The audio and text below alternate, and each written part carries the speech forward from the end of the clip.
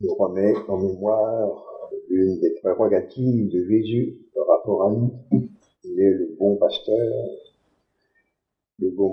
qui connaît ses brebis, une par une, lesquelles entendent sa voix, le bon pasteur qui donne sa vie pour ses brebis. Nous rattachons qu'elle soit à cette situation de Jésus qui donne sa vie pour nous, mais cependant pas le plus profond de passage évangélique que nous venons de lire. Si vous poursuivez le texte, après avoir dit ce que nous venons de lire, affirmer qu'il est le bon pasteur et donner les signes auxquels on le reconnaît, à savoir qu'il connaît ses brebis chacune et qu'il donne sa vie, comme les interlocuteurs n'ont pas compris ce que Jésus voulait signifier, Saint Jean poursuit que Jésus leur a alors affirmé « Je suis la porte, ego sum postum ». Il dit d'abord que le bon pasteur passe par la porte, les voleurs viennent la dérober par d'autres entrées, afin de gravir les brebis et de leur nuire. Le bon pasteur vient par la porte. Mais il dit plus, il dit « Je suis la porte, ego sum postum ». Et je vous propose simplement de rapprocher, pour comprendre cette parole mystérieuse, cette parole de la rapprocher d'autres affirmations. Jésus a dit aussi, chapitre 14 de Saint Jean, « Je suis la voie, je suis la vérité, je suis la vie ». Voilà donc 5 affirmations différentes, et vous en sentez tout de suite des consonances différentes. Je suis la vérité, je suis la vie, je suis la voie, je suis le pasteur, je suis la porte. C'est toujours la même affirmation qui revient, je suis. Donc Jésus ne craint pas de s'attribuer, de s'identifier, pour ainsi dire, à chacune de ces choses. La vérité, la vie, la voie, le pasteur, la porte. Et il est scrupuleux pour nous et de rapprocher ces affirmations de nous, parce qu'elles nous font pénétrer, outre le mystère de Jésus, dans la signification qu'il nous en propose, également la manière dont il le signifie. Sentez l'instinct que la portée n'est pas la même lorsque Jésus dit « Je suis la vérité » ou lorsqu'il dit « Je suis la porte ». Et il y a en effet dans le second cas l'usage d'une allégorie, c'est une manière de parler, une métaphore. Tandis que dans le premier cas, je suis la vérité, c'est une affirmation qui est absolue. Ne croyons pas cependant que l'affirmation par métaphore soit moins riche, plus superficielle que l'affirmation « je suis la vérité ». Et c'est cela que je voudrais souligner à nos attentions ce soir. Lorsque Jésus dit « je suis la vérité », il s'affirme lui-même comme Dieu. Il est le Verbe de Dieu. Et le Verbe de Dieu, non seulement est la vérité comme l'est notre esprit, parce que nous nous conformons à la réalité des choses, mais le Verbe de Dieu est absolument la vérité, parce qu'il porte en lui la mesure de toute chose. Dieu n'a pas à être vérité en considérant les choses extérieurement à lui, il est la vérité parce qu'il est la norme même, la loi intime des choses qu'il crée. Et ainsi Jésus affirme absolument, en considérant sa nature divine, « Je suis la vérité ». Il l'est également comme homme dans son humanité, et précisément parce qu'il est à la fois Dieu et homme, il est seul qualifié pour rendre témoignage de lui-même. Bien que je rende témoignage de moi-même, mon témoignage est vrai, parce que celui qui est avec moi, le Père, est toujours aussi avec moi.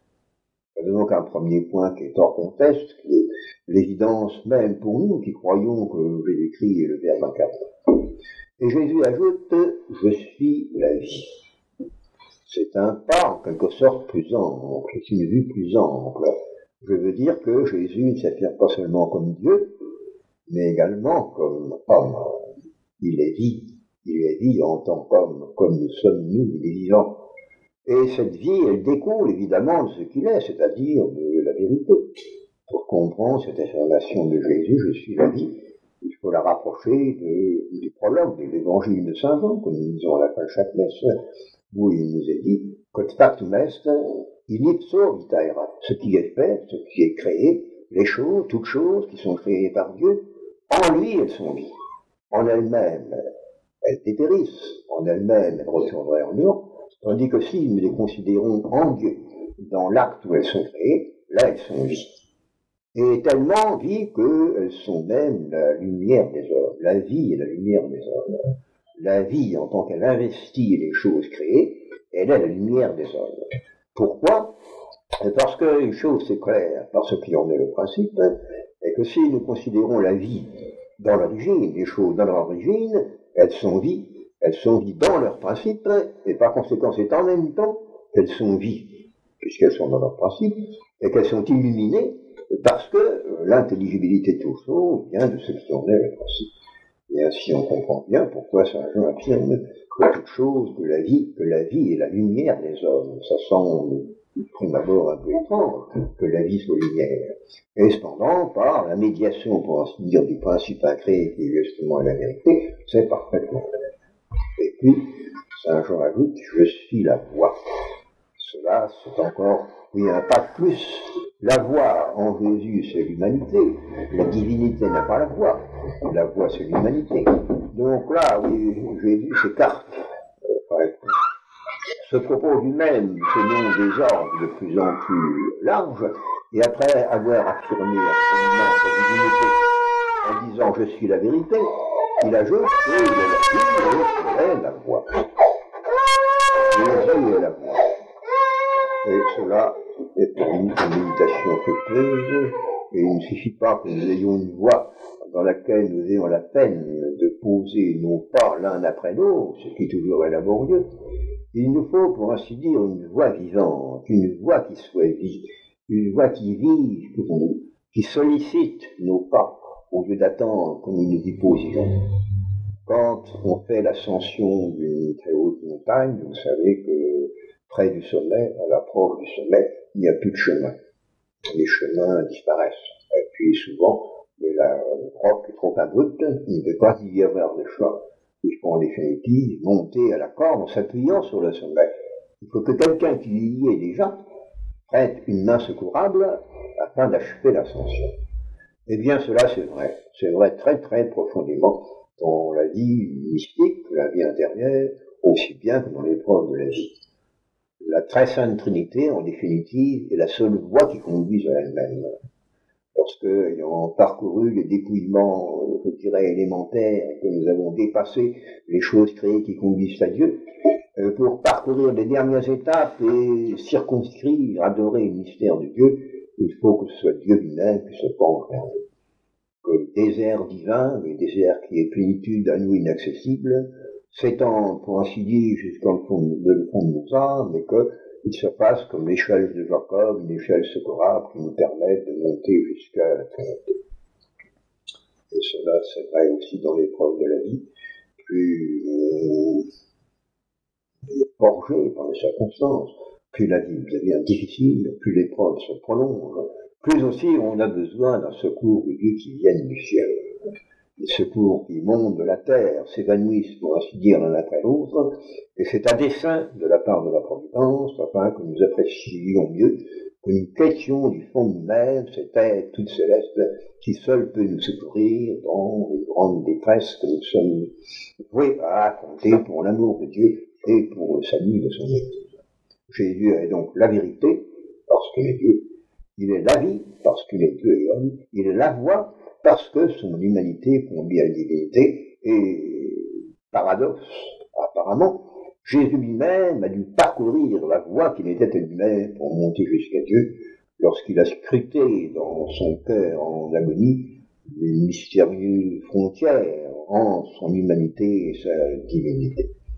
En adorant sa personne, nous trouvons donc bien l'explicitation et la portée de chacun de ces trois titres. Je suis la vérité, je suis la vie, je suis la voie.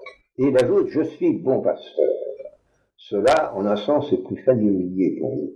de même que le bon pasteur conduit les brebis, qu'il leur fait trouver les pâturages qui leur conviennent, qu'il les fait entrer au bercail et sortir pour qu'elles aient leur nourriture, ainsi Jésus fait cela pour nous.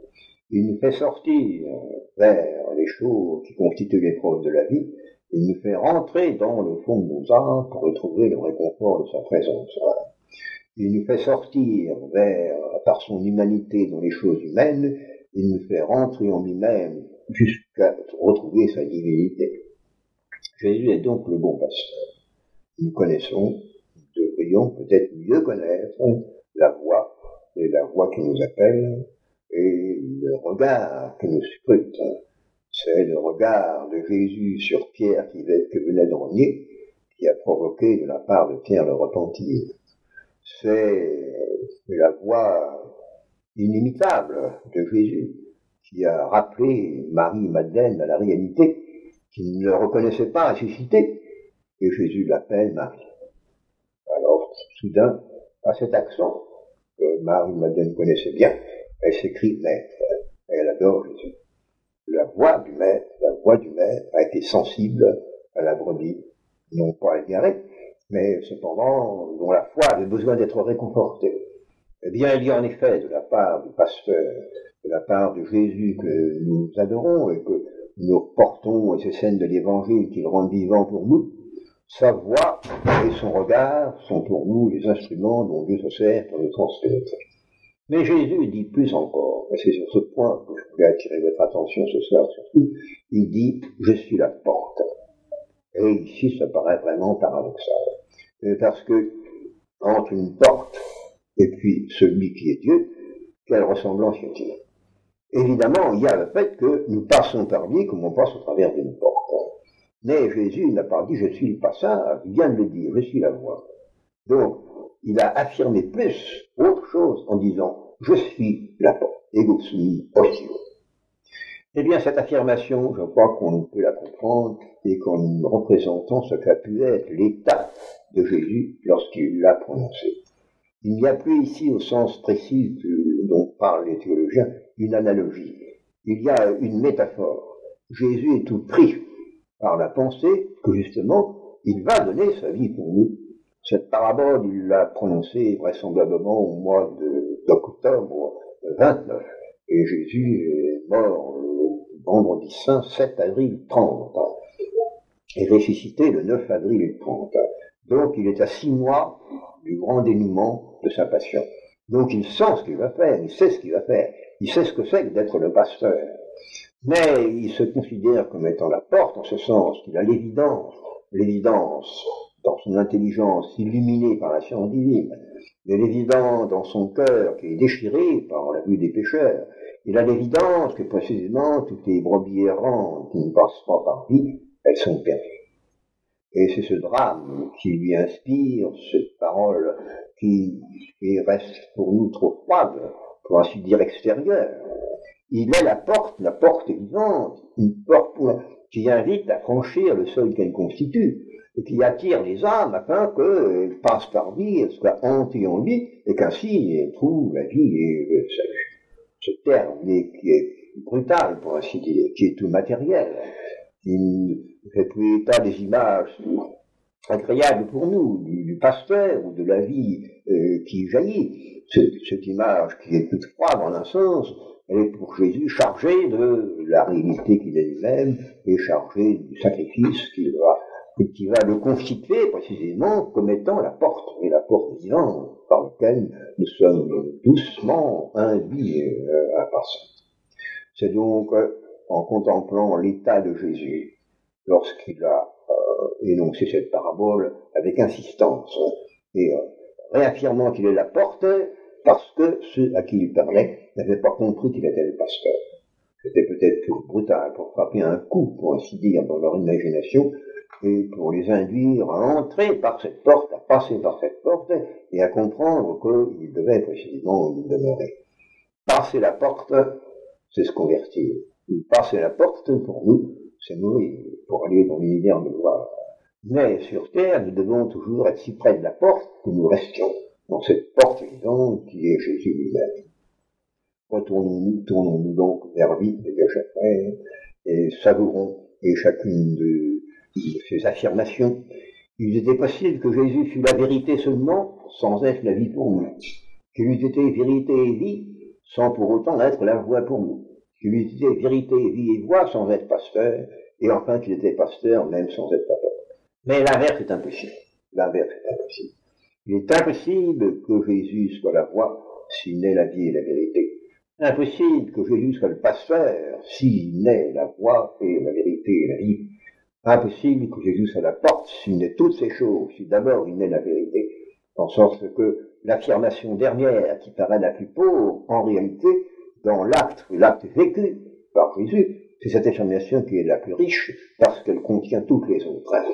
Et c'est dans l'euphorie, mais en même temps dans le transpercement de sa passion prochaine, et dans la chaleur de son amour rédempteur, que Jésus a de prononcer cette parole comme un cri pour convaincre ceux qui se dérobaient encore à son regard, à ses accents. Il leur a dit, eh bien voilà, il faut rester en moi, je suis la seule porte, il n'y a pas d'issue possible. Et nous sentons bien, par le drame qui nous étreint actuellement dans l'humanité et dans l'Église, qu'en effet, il n'y a pas d'issue possible autre que le salut nous venons par Dieu, par Jésus et par Masse. Nous sommes contraints de passer par la porte.